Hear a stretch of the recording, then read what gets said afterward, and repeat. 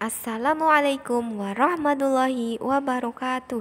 Bagaimana kabarnya Mas dan Mbak Soleh-Solehah hari ini? Semoga semuanya dalam keadaan sehat dan tetap semangat. Alhamdulillah, pada pekan kali ini kita berjumpa lagi dan kita akan belajar PAI berkaitan dengan pribadi Nabi Muhammad SAW. Ya, ada 3 poin yang akan kita pelajari. Yang pertama, Nabi Muhammad SAW adalah seorang yang adil. Yang kedua, Nabi Muhammad SAW adalah seorang yang menepati janji. Yang ketiga, Nabi Muhammad SAW adalah seorang tetangga yang baik. Yang pertama adalah Nabi Muhammad seorang yang adil. Ya, Nabi Muhammad SAW adalah sosok yang adil. Jadi pada zaman dahulu itu, di sini suatu hari kota Mekah banjir sehingga Ka'bah mengalami kerusakan. Orang-orang Quraisy berkumpul dan sepakat untuk memperbaiki Ka'bah tersebut. Setelah perbaikan selesai, mereka bertengkar dan berebut untuk memasang Hajar Aswad. Setelah bermusyawarah, akhirnya diputuskan bahwa yang berhak memasang Hajar Aswad ke tempat semula adalah orang yang pertama kali datang ke Ka'bah. Siapa? Yaitu Nabi Muhammad SAW. Nabi Muhammad SAW dijuluki sebagai Al-Amin, orang yang dapat dipercaya. Yang kedua, Nabi Muhammad SAW adalah seorang yang menepati janji. Ya, Nabi Muhammad selalu menepati janji.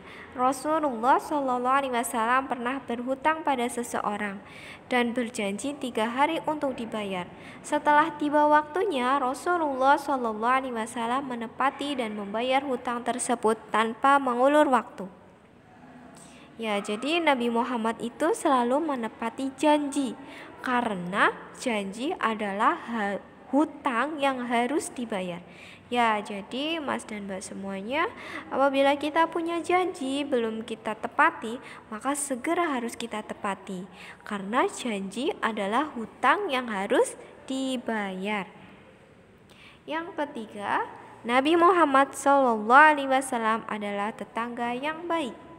Ya, di sini tetangga adalah apa ya?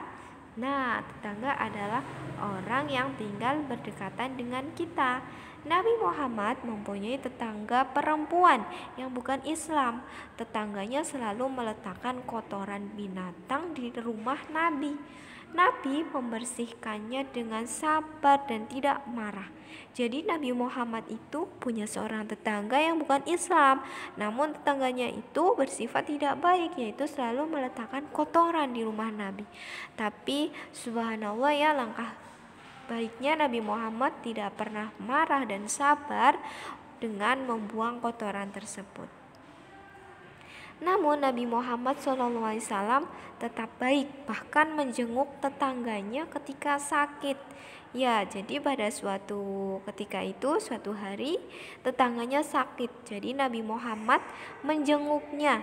Nah, padahal tetangganya itu sudah berbuat jahat, namun Nabi Muhammad menjenguk ketika tetangganya sakit.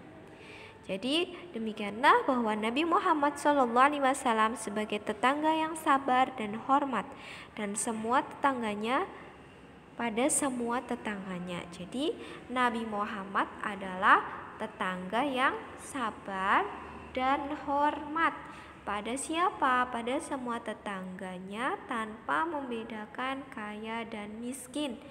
Bahkan bukan Islam pun disayangi. Jadi Nabi Muhammad itu adalah sosok seorang yang baik, adil, terus tetangga yang baik, sabar dan hormat kepada tetangganya tanpa membedakan kaya dan miskin. Ya, alhamdulillah. Jadi hikmah dari mempelajari pribadi Nabi Muhammad SAW, yang pertama, menjadikan kita seorang yang dapat dipercaya. Jadi agar kita bisa menjadi seorang yang dapat dipercaya, atau istilahnya itu Al-Amin, artinya orang yang dapat dipercaya. Yang kedua, menjadi seorang mukmin yang menepati janji. Yang ketiga, menjadi tetangga yang baik. Ya, alhamdulillah, semoga apa yang disampaikan hari ini, apa yang kita pelajari, semoga bermanfaat. Sekian, terima kasih. Wassalamualaikum warahmatullahi wabarakatuh.